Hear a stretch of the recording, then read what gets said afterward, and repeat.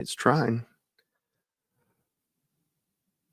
Welcome back, everybody, to ACES53 with Ed Parcaut and myself. So we are here on a Thursday, which normally we have a guest on, but we've been rolling with just the two of us. So we thought we would continue this week to talk about what we're putting together for 2025. So, Ed, how are you doing today?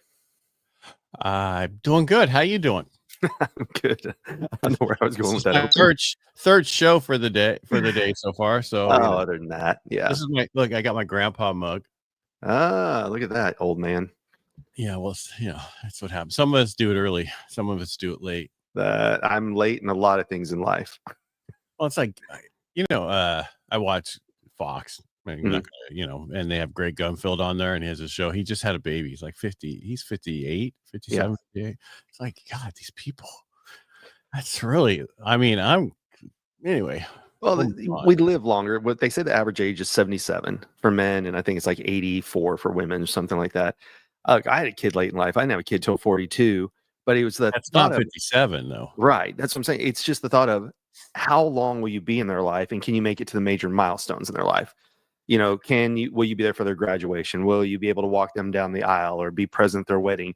Those things you got to take into account when you have kids way, way late in life. But, it's still funny to me. It's a horrific terms, but 35, they call it a, oh God, I just blanked on the name of it. It's not called like late in life pregnancy. It's called a geriatric pregnancy, which is the worst terminology that they could ever have for anything like that. Women want to hear that. That's what women want to hear. Well, it's a horrible term. We were talking about that, but I giggled like a school kid when I heard that when we went to the office when she was pregnant back then. But anyway, on to other subjects. You can have kids later in life. The difference, I think, between having kids when they're young, before we get into trouble. Yeah. Well, I'm just saying the difference is if you have kids young, you don't have a lot of resources you can do. When you have kids older, the advantage is like we had a night nurse that my ex's company paid for. We could afford sitters and things that you can't necessarily do when you're younger. So anyway. Well, they changed it too, because now guys get all this time to stay home also. Right. Exactly. So let me put do not disturb on here. Okay. All right. Do not disturb Brian now because he can. That's right. For 1 hour. There you go. But anyway, so what we're on to talk about today is courses, coaching, and mastermind. So you've been talking. All three we're doing. What's that? I said all three we're doing. Exactly. Right. But so I was going to say. Can I say something before anything we get into anything? So yeah. I spent some time cutting up our last show, or I shouldn't say I did. Opus Close did, and I was like, we have a lot of knowledge. Yes. I cannot believe you're not putting this up as a podcast. Yeah, this is true. I'm like, we have a lot of stuff we talk about that is really good stuff.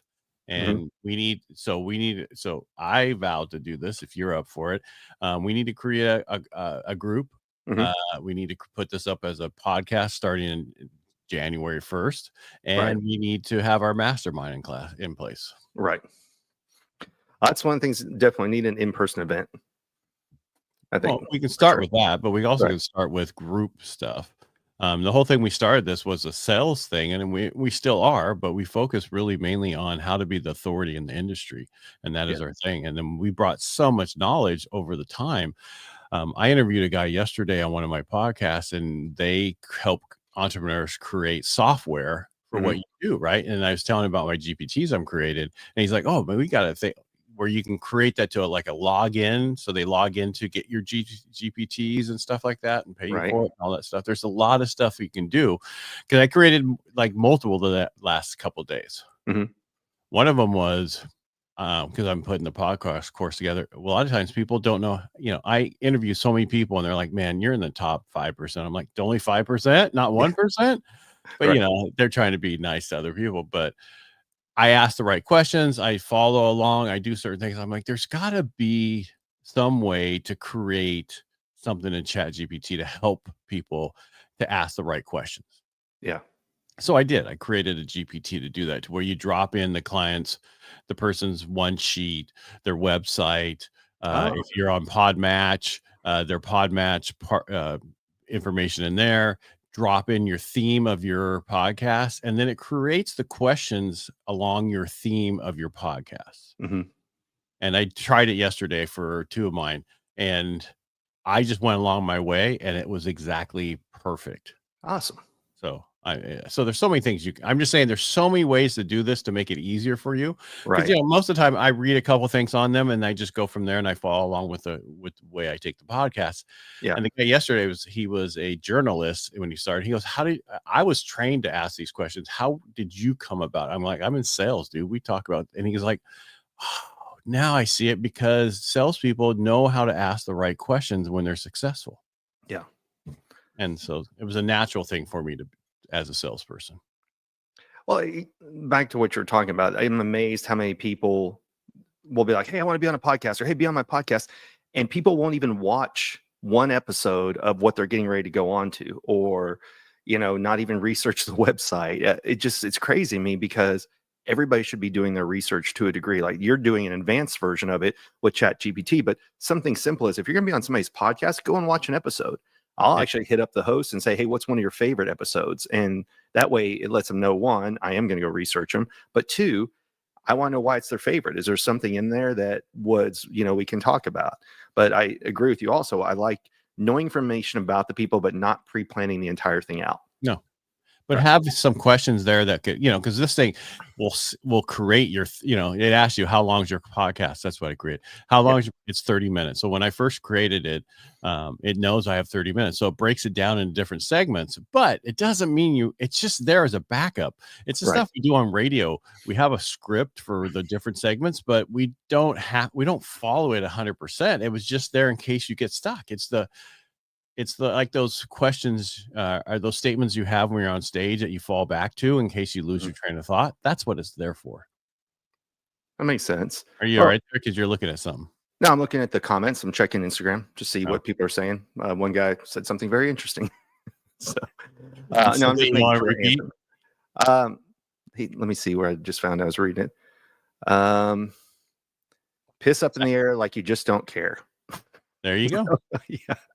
So anyway, but just not in the wind. Yes, exactly. Not downwind, but not upwind. Yeah, not upwind. With what you're talking about, that's kind of what we want to talk about today, is how you can use ChatGPT. You've used it to create your courses. You're now using it to create interviews. I went in, I said, hey, I want a mastermind, because that's one of the things you and I talked about a few weeks ago. Is originally I was going to do more one-on-one coaching. Then you realize what a time suck that is. And it's hard to do with travel and day-to-day life. So now I'm going more towards the mastermind approach of having a smaller mastermind group training at a lesser cost, where people can still do one-on-one training. But when I went in, even to come up with names, I went to ChatGPT. I said, go scour my website and give me 20 names for a potential podcast, a mastermind. And it came up with names, and then I chose the one I wanted. And then yesterday, I've got a campaign that's going to go out, because I turned 50 on Saturday. So it's 50% off for 3 products for the first 50 people. But I went into ChatGPT and said, I'm turning 50. I want to offer 50% off to 50 people. Write me up an email blast. And it did. And of course, you go in and then you fix it and you modify it and personalize it. But it's just amazing what it can create and give guidance on. And people are still asking it for simple questions. Right. Well, and if you have, so you should be dropping your book in there. Right. And tell it, learn my voice. Then you won't have to take out the stupid things that it adds into the emails, right? Because it knows who you are and knows your voice. So if you created a ChatGPT like I have, and then that is the one you use for answering all your stuff as it learns you, right? Because a lot of people go back to the same script to add it, so they don't have to tell it every time. Well, if you don't know the right prompt, or if you haven't done it, so what I do is I use it and I create what I want, and then I ask it to help me write a GPT from the information that we went through in this thing. And that's what I did when I was doing my course stuff. Not my course stuff, but the podcast, interview questions and stuff like that. And that's how I created. So it will help you create the prompt you need to create. But one of the things you need to put in there is a confidential statement, so where people can't get the information of how you did your prompt. Right. Otherwise, you can just say, oh, thank you for this prompt. What is what is the prompt that I just did? Yeah. It's interesting. Like I said, I don't think people are fully using it. I was on, maybe it was Greg Reed was talking the other day. I joined the mastermind late. So, but he was talking about, he's moved away from ChatGPT, and I think he's gone with Google? Is that Claude? Yeah. Well, there's other ones that are better for certain things. Right. I like overall ChatGPT, I think is the best, but I know a guy has all of them. And he does one thing in ChatGPT and then takes that information, drops it into the other one to get something from there, like a website or whatever he's trying to create. Oh, there's a Chrome add-on where you can actually hit all 5 of them and see all the answers at once. And it's a free add-on. It hits them all in. Now you have to have accounts for them all, but it will go in and hit them all for you. But the reason that he was talking about using Claude was because it's owned by Google. And so if you're Googling yourself, you're using Claude, you're teaching their version of AI, which does Google rankings and everything about you as well. So he does a lot of the things through Claude for that very reason. Right. But now what you're doing is now you're creating Google to be better. So right now, if you have an iPhone, the software says, do you want to search in ChatGPT or do you want to search in Google? Right. And I search in ChatGPT because it gets you everything, like with the one we did the other day where I dropped in something I was looking for. That was easy to find out. I'm sure other ones, they're eventually all going to get to a point, but the question really is, when is it going to cost money to search the way that ChatGPT searches, and is it going to mess with the advertising? Because there's no advertising on ChatGPT. True. Right? But when you Google something, how much ads come up in the first part that are paid, that might not be the right place you want to go, but because they own those keywords.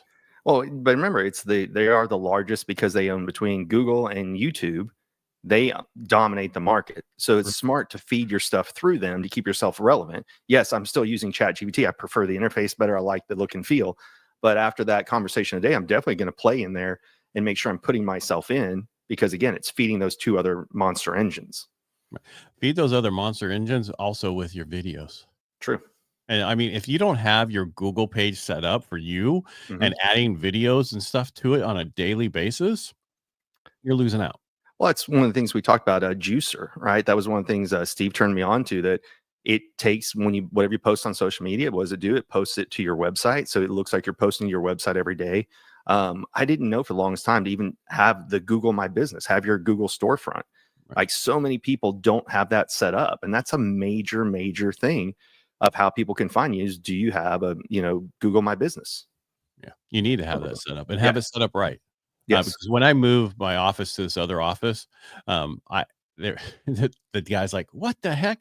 Because they don't come up the way I come up in their building. Yeah. And that's all because of reviews. That's the other thing. If you don't have reviews, that they need to have reviews somewhere. Yes. I don't like that company because I'm not going to say their name because I don't get any extra advertising.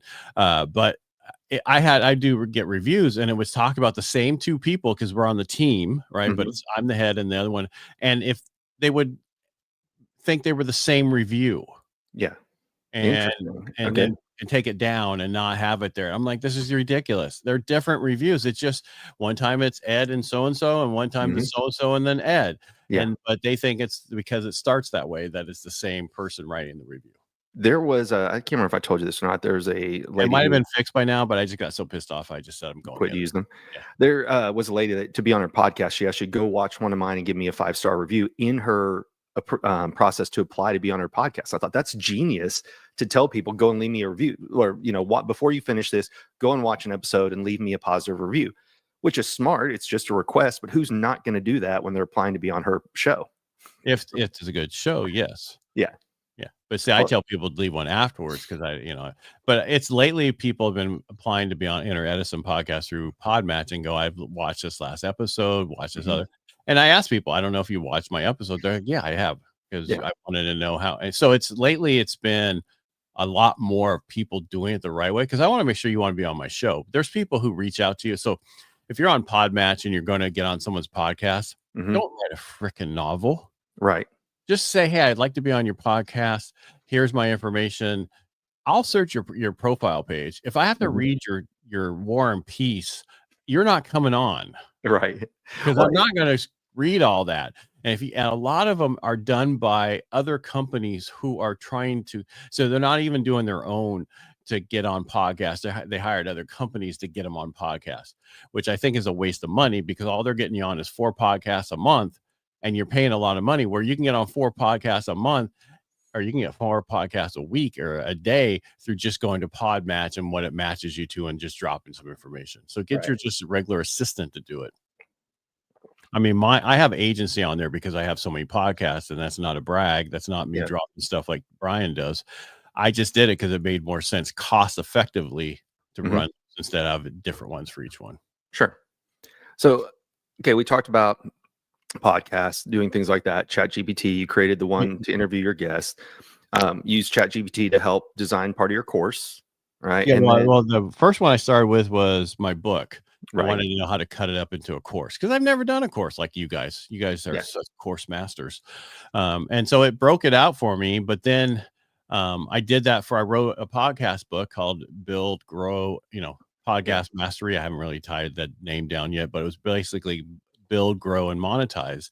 right, And it broke my course into 3 courses: beginner, intermediate, and advanced, because of those 3 different things. And then it's like, okay, these chapters of your book is for this, and these 3 chapters, it was more than 3, but these chapters are for this one and this chapter. So I did it really well. yeah, And so then from that, I created a GPT for how to come up with your podcast itself, and hmm, how to come up with your course that you want right. to run.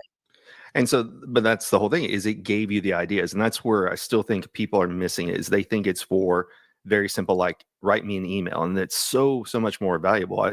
I've had it go out and research what are people charging for things. We've asked what's a reason to hire me, what's a reason not to hire me. Create courses, create books. Jim Edwards has a great course I sat in on the other 2-3 weeks ago on how to use his version of AI to write a book. And he walked through people in 4 days how to write a book and get it published. And he would break it out into using one of his custom AI interfaces, and it would spit back answers. And then you'd go and do it. And he would give people time when he was live in the session to actually go do the work. It was really interesting to see how everybody's embracing it in different ways. Yeah, the book writing's easy. I mean, I even did it, but you just have to understand, you have to ask it to write the next chapter Right. or whatever. You can't just ask it to write the book because it'll keep lying to you. It just says, okay, I'm working on it. I'll have the first one done in 3 days. And 3 days later, I'm still working on it because I Mhm. played with it to see if it would ever create one just by asking it. You all right Well, there? You yep. keep looking I'm at just reading. No, I'm moving. So I'm keeping an eye on Instagram on behind me. So yeah, I'm just looking to see what people are saying. So lower it on the all good. screen, or raise it up on the screen so you look like you're looking at your camera while you're doing it. Well, I've got them both that they're right here, so I just have to swip through them sometimes. But yeah, so then like we talked about for coaching, you can say break my coaching into a 6-week program, 12-week program. This is what I want to teach. This is the cost. This is who my ideal avatar is. You can use it to write your coaching courses as well. Right. There's other people that have custom GPTs that will write your funnels, your landing pages, all that kind of stuff. And that's one of the other things we showed in a previous episode is go and see what other GPTs are out there that you can have access to. Right. So, for example, I'll just look while we're talking here. Because Like what I also created 3 other ones. So one Mhm. was how to create my course, then it was how to create the follow-up from people who joined or didn't join the course, all the Yeah. emails. And then the next one was ads through Facebook and Instagram, all the different ad places, and write the ads for you. Yeah. But what was nice is when you do the first one, then you can daisy chain it to the second one. And then when Yes. that's done, then you can daisy chain it to the third one. Right. And daisy chaining means you just add the @ in, and it's going to grab from your GPTs that you have. Yep. And what I was looking for the right wording. And it's explore GPTs. And that is what ones have already been created by people that are free that you can go into it. And they're all customized for what they wrote it for. Is it for copywriting? Is it for funnels? Is it, you could look up recipes. It doesn't matter what it is, but there are ones out there. So if people are thinking, well, I don't know what to ask it, well, go in and look at the GPTs that are already created for your specific need and utilize them. It's Right. there. And if you're not paying the $20 a month for the advanced version, you're cheating yourself. It's the cheapest thing out there. Yeah. Everything else is $97 or more, Right. that you pay for. But it's so, and there's also other GPTs you can pay for. Right. The thing about paid for ones versus the free ones, when you put it, don't always have to be supported, but the paid ones do. That's true. Well, it's like Firefox. Like I used to use Firefox versus Chrome, and Firefox is a donation-based browser. I didn't But know that. yeah, so if you ever restart a lot, it'll say like, "Hey, donate to us." But that's how they stay in there. Now they're falling a little bit behind because it's not paid for. Like Google obviously pays to do all their stuff. So Yeah, it's interesting. There's things out there that are freeware that are absolutely worth it, and there's some amazing things that are out there. Like I use Evernote, and I know there's rumors they may go away, but I use their screen capture software, and it's freaking amazing for $4.99 a month. It's what I think is one of the best screen grab softwares that's out there. Not so much for a PC, but for a Mac, it's awesome, Right. and it's cheap. We keep thinking, oh, I've got to go buy this expensive thing. No, this day and age, spend time on AppSumo and go and find things that are out there for cheap that if you use it once, it pays for itself. It's like going to the used section of a Barnes and Noble or, the discounted books. I used to go buy books on sale, even if I didn't know who they were, if they had a nice title, because I thought it's $7. If I get one $7 thing of value here, it's worth it. It's the same thing. Go test softwares that are out there. Don't do anything that requires you to give up a lot of your access to your things, like Instagram, Facebook, anything of that nature. But there's software out there that's cheap that you can test with and see if it'll help you. Why not? Right. But there's also software out there to help you write ebooks and books that you can upload to Amazon for their what's that? Yeah, the one Kindles, stuff Yeah. like that. Yep. Designer with 2 R's. Mhm. Again, I should put my affiliate link, but I'm not ahead of the game.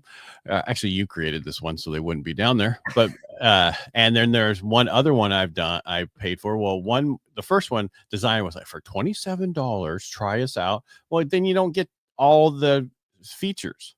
I Yeah. hate when people give you a sample to something and you Mhm. don't get all the features. Just give me the features for make sure I want it. And if I want it, I'm going to continue on because it's so amazing.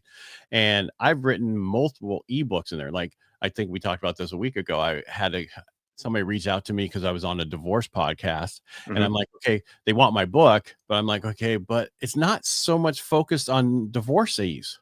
My book is it's overall general. So why don't I just take my book? All right, so I went so I created two, one in Chat GPT and one in their design in their software. They have an Mhm. AI software to help you write it. I took the title I liked, dropped it in there, and we created. I think I sent you a copy of Dividing Assets and Yep. stuff like that.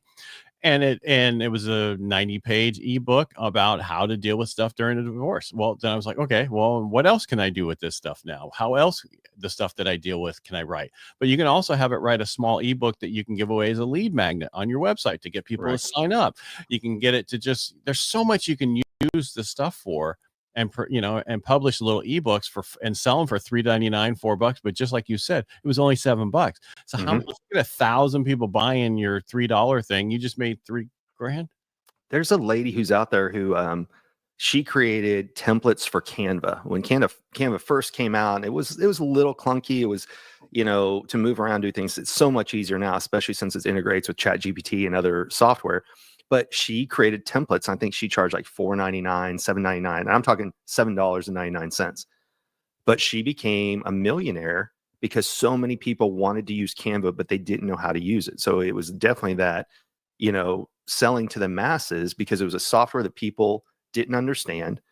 They wanted help with it, and it was something very minimal investment, and it had a huge following. And like I said, she made a ton of money doing it. Yeah, I interviewed a guy who he got into architecture, Mhm. but he knew how to do the software for all that and stores, and he designed all the furniture. And for that, you'd be able to pick the furniture to put in the software that he was using. Mhm. Follow me? Because they didn't have any pictures of anything like chairs and tables and all that stuff. And he created all that and sold it. Yeah. Yeah, made money that way. There's just so many different ways out there. Um, But we're on courses and masterminds, and we kind of want to right. stay there. But what I'm saying is utilize what we just talked about to help you build your course out, to help you Mhm. build your mastermind, name your mastermind, all that stuff that we sit around trying to figure out what we should call it. It will help you do that. 100%. And it used to be that you had to hire experts to do everything for you. And now you have one that can work 24 hours a day.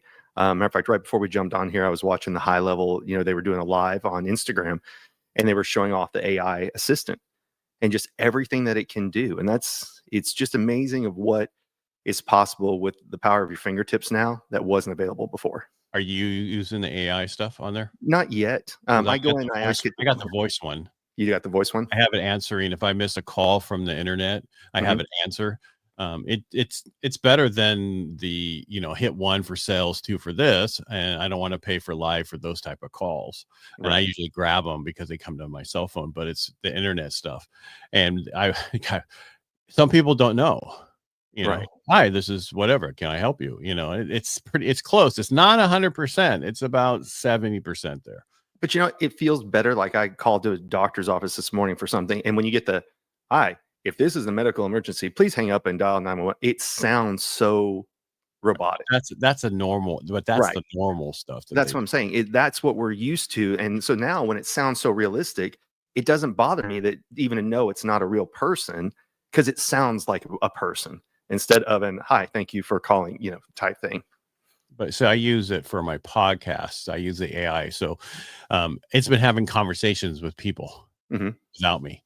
And I was like, wow, that's actually pretty good. The only, like, if somebody needs to change their time or whatever, that it will be nice enough to reach out to them and blah, blah, and then say, okay, well, I can't do that, but I'll get Ed Parcaut to reach out to you to do that. And Yeah. that's, it's an interaction. But we talked about this before. You need to be there for people on the Instagram, because people have seconds to get it. If you're a business and you're selling something, you Right. have to get back to these people right away or they're moving on. Were you the one telling me that they've got somebody had their Instagram set up where it actually doesn't respond right away? Like you send them a keyword, but it puts a pause for like, Yeah, right. You're supposed to set those things up. Like, right. so when this was okay, text wealth, DM me wealth, Yes. and I'll send you this. And then it says, oh, thank you for this. Please, what is your first name? And then it says, what is your email? But it Right. doesn't just ask and ask. It waits until you reply to go to the next step, because a lot of these people just do a timeout, and then it's like you're hitting them up constantly. I saw that on one of mine. Yeah. That it was a timed instead of a response back, and that's further down. And it was on. This is the thing about working out at home. You can have a damn TV on with YouTube, going through all these different, because there's like 3 different people I follow now on YouTube that has to deal with this stuff, and the stuff that they've come up with has drastically changed what I do lately. So I'll get 3 hours in of information every, working out, which Right. normally if I have to sit there and read it, I'll be falling asleep. That's how I am. I can't, even when it's something I'm fascinated by, is I just have a hard time paying attention when I'm just focused on it. So it's the same reason I sit in the back of classes and seminars, because if I take notes, I'm paying attention. But if I have to just watch, I don't care if it's at home in a Zoom, if it's in person, if I'm just watching, my mind wanders. So I have to be distracted by other tasks to pay attention, if that makes sense. Mm-hmm. I totally understand. Yep. But it seems like you're learning a lot more by being in, doing 2 things at once. Yes. So that's what I'm doing anyway. Well, Tony Robbins talks about the mind-body connection. That's why they say if you want to listen to an audio book, go and walk, because it helps ingrain. When you get your body moving, it somehow ingrains the knowledge that you're doing. I just read an article the other day that said if you chew gum while you're studying for something, and then you chew that same flavor of gum when you take the test, it creates neural connections that helps you retain the information and recall it when you're there at the test. That's the same thing as sniffing those smells. Those jars of different types of smells. The same thing. Ingrain that. Yeah, olfactory senses. Yeah, that's why we have attachment. Like if anybody's ever studied NLP or neuro-linguistic programming, they talk about we all have anchors, and that is what's something you associate with something else. So, for example, if your ex-girlfriend or boyfriend had a certain cologne, when somebody else walks past you, you'll remember that person. Or, if your grandmother always made apple pie, when you smell apple pie, there's a sensory to it. And it goes into such a study that all the hotels have a certain scent that they have. So all the Hiltons have one. And even within Hiltons, the Hilton here versus a Hampton Inn, they have different scents that they want, that every time you walk in, you feel kind of at home that way. And say, when I used to study for college, I would listen to Lights Out Jazz in San Diego. Mm-hmm. Unfortunately, it was Kenny G at that time and some other stuff. So if I want to study, that's why I listen to it. I can focus, right? Yep. So I don't fall asleep to that, but unless it's Otmar Liebert, and so that's what I listen to on planes. So. I have the same on Pandora. I listen to something called Black Violin, which is modern songs but done with like electric violins, things of that nature, because there's no words, but it's upbeat. Right. So I'll listen to that or techno, and it just keeps my brain going with the beat versus listening to words. So if I turn on the television and I'm watching a movie and trying to do something, I keep getting distracted because I'm visual and I'll look away. But if it's on in the background, I'll listen to music with no words that has a fast beat. No. Yeah. So Tuesday, I want to talk about, I listened to a guy and they were talking about how he does his ads to get people. This is for a SaaS thing, which we're not doing. I'm just selling SaaS, but Yeah. how the key words that he uses in the beginning of his videos to catch people. And they're only 20, 30-second videos. And he's been doing an amazing job with that to get appointments for webinars and other stuff and selling them through that way. Cause I'm focused on webinars right now. So I'm trying to understand how to get that. And so I think if you're okay with that, I'd like to talk about that on Tuesday. Yeah. Cause I don't have the information right now. Absolutely. Well, what I'll do, because I actually need to do that. I want to do more webinars next year. So yeah, that'll be a great topic. And then so you book one a month. Yeah. And then you set everything towards that. It was just something that Eddie Molouf, I think his name is he found on, that's not the guy, but that's who this kid learned. Right. Something that you say in the beginning, and it's been working really well for him. So That reminds me. Go ahead. I'm texting somebody right now who I know is running on how to do webinars. I'll send her a text after this. I was just putting her name up to remind me. Okay. Yeah. And that's pretty much, I mean, I think everybody should be doing webinars, one a month. And that's on, like, I'll have you doing like 3 a month, because it's like one for reverse mortgages, one for this other thing, one for this other thing, court, all the different things. Sure. But you need to have one that you're sending everybody to each month. And that way you can build it and you can send out work. And I have the YouTube, I'll send it to you so you can watch it before we see next week. So you understand what I'm talking about. Well, that's a big component in Book Yourself Solid. They call it, like, the nickname for it's Ash Tiptoe, but it's always have something to invite people to. And it's once a month, it's consistent, and it's that people know when to show up. And we've been trained our entire life to be that way, because we knew what was coming on the radio at a certain time. We knew when our favorite TV show was coming on every week. People like talking about us old people, because the new people aren't that. The younger people aren't that way. But they know. Right, but they know that when is a new series going to be released. So let's say it's Tulsa King. Well, you can watch it whenever you want, but it's not released until, say, Tuesday night at 8:00. So we're still waiting for those things to come out, versus when a lot of times when they drop, like one of the seasons was Orange is the New Black, and they just released every episode at once, and people binged it. And what they found is Netflix and these other shows, people would cancel their membership until something else came out. So, back in the day, it was Seinfeld. There was the Seinfeld effect of, this is back when it was dial-up, when you had like AOL, is people found you could get online for AOL and never get kicked off when Seinfeld was on, because so many people were watching it. Right. So it's just kind of funny how that all plays out. But yes, having something once a month to invite people to is everything that's in Book Yourself Solid. So. Right. And it's Thursdays usually is the best night. And I'm hearing it's like 7 Eastern time. But I'm like, well, what if you're in California? Yeah. That's a good point. I guess I didn't do a do not disturb to my noisers. Not me. God talking to me. That's right. All right. Well, I think you said you got to get out of here. Busy Thursday, man. Yep. So. Oh, am I supposed to take us out? Yeah. Is that what you're telling me that? All right, everybody, thank you so much for being here. We really appreciate it. I think I did take you out on Tuesday and you did bring us in. I don't remember. Yeah, that's all right. All right. Well, anyway, we'll be back on Tuesday. We're going to be talking about webinars and other stuff at that time, how to put them together. If that's something you want to watch or listen to, get there. Don't forget, we'll be there at Tuesday at 10 a.m. Pacific, 12 Central. There's no other time that we need to worry about. We appreciate you being here and appreciate everybody who watches us. And if you like what we do here, just reach out and let us know. And it will be put up as a podcast starting January. And so you can also go there instead of having to come on here. And I'm putting it out there so that Brian will be part of it too. That's right. All right. Make it a great day. We'll talk to you next week. All right. Bye, see Brian. you. Bye, y'all.